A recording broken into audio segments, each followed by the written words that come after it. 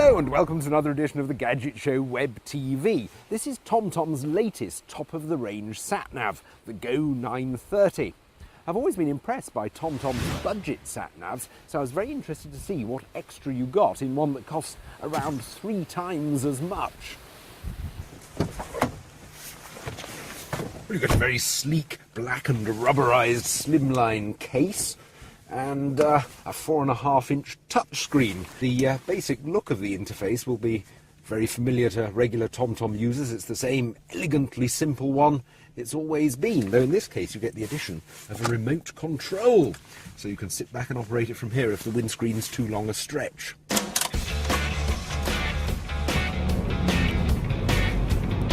One of the new features is advanced lane guidance. This means that when you're approaching a complex junction, a picture of the junction pops up on the screen. It works fairly well, and all the major motorway junctions seem to be covered, but there are actually only a limited number of preset pictures, and they don't always accurately represent the junction. There's also an icon in the bottom left hand of the screen that pops up telling you which lane you should be on, roundabouts for example, although I don't find it's that accurate. You see here it's telling me quite clearly I need to be in the right hand lane, whereas I can actually be in either lane, and if you didn't know this road that could be quite misleading. You could be in a panic saying, oh, I must get in the right hand lane quickly, it's telling me I need to.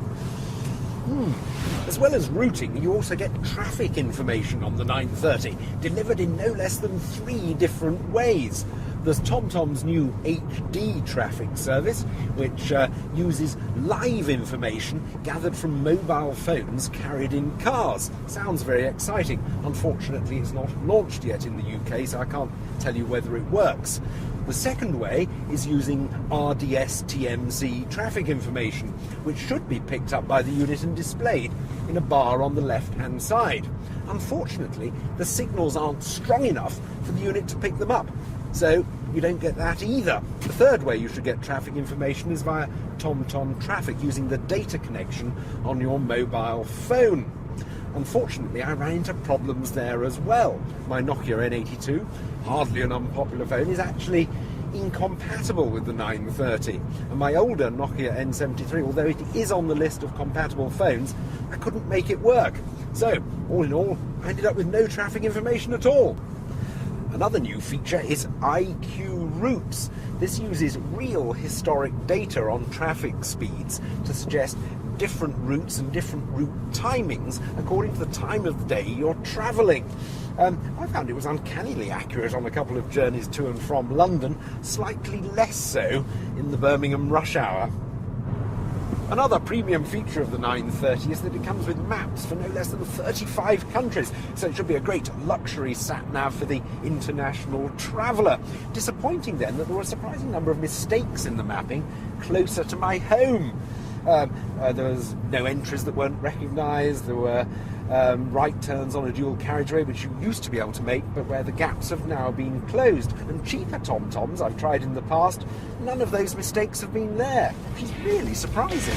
There are a couple of very positive features about the 930 though, which are probably best demonstrated standing still.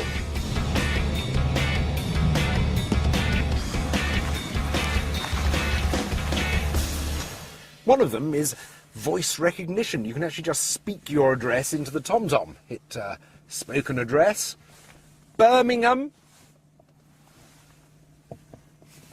There it is, pops up, just choose it. Street, Heath Mill Lane. It's recognised it.